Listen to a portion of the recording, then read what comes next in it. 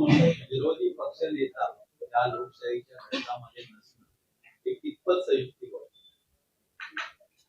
मला असं वाटतं की त्या संदर्भामध्ये गेल्या काही अनेक वर्षापासून प्रथा आणि परंपरा सुरू आहे आणि म्हणून पूर्वीच्या कालखंडामध्ये ज्या पद्धतीनं विधानसभेचा उपाध्यक्ष हा विरोधी पक्षाचा असायचा, विधान परिषदेतील उपसभापती देखील विरोधी पक्षाचा असायचा आणि म्हणून आता जे 1947 मध्ये स्वातंत्र्य मिळाल्याच्या नंतर झालं ते आता 2025 मध्ये देखील अभिप्रेत आणि अपेक्षित आहे असं नाहीये.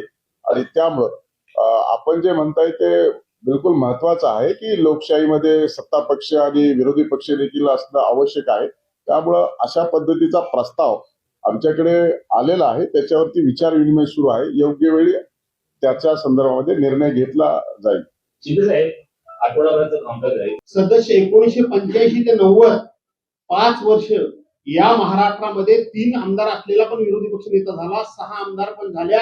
मृणालताई गोरे असतील, दत्ता नारायण पाटील असतील किंवा अन्य बरीचशी मंडळी आहेत किंवा एकच आमदार असलेले रासू गवई सुद्धा विरोधी पक्ष नेते झाले होते वरच्या सभागृहामध्ये. ही मी मगाशी म्हटलं ना की काँग्रेसच्याकडे ही सभ्यता होती, त्यांच्याकडे जो सज्जनता होती, लोकशाहीबद्दल त्यांच्या मनात आदर होता.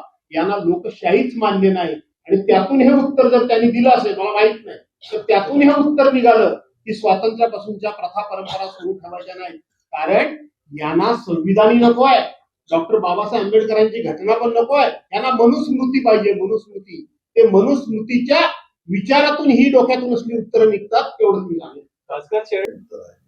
स्वातंत्र्यानंतरच्या प्रथा परंपरा पुढे चालवणं अभिप्रेत नाही, हे खरं म्हणजे लोकशाहीला घातक असं उत्तर आहे. आता त्याचा उल्लेख सन्माननीय भास्कर जाधव साहेबांनी केला. हो, ज्यांना लोकशाही मान्य नाही तशाकडून काय अपेक्षा ठेवणार? विरोधी पक्ष नेता पदाच्या संदर्भात प्रश्न विचारल्यानंतर जर असं उत्तर येत असेल तर या देशामध्ये किंवा राज्यामध्ये हुकुमशाही प्रवृत्तीनं आता डोकं काढलाय. हुकुमशाही पद्धतीनं हा देश, हा राज्य त्यांना चालवायचा आहे, हेच आता अभिप्रेत आहे. म्हणजे स्वातंत्र्यानंतरच्या प्रथा परंपरा घेऊन या राज्याने शिखर गाठलेला आहे, देशाने शिखर गाठलेला आहे.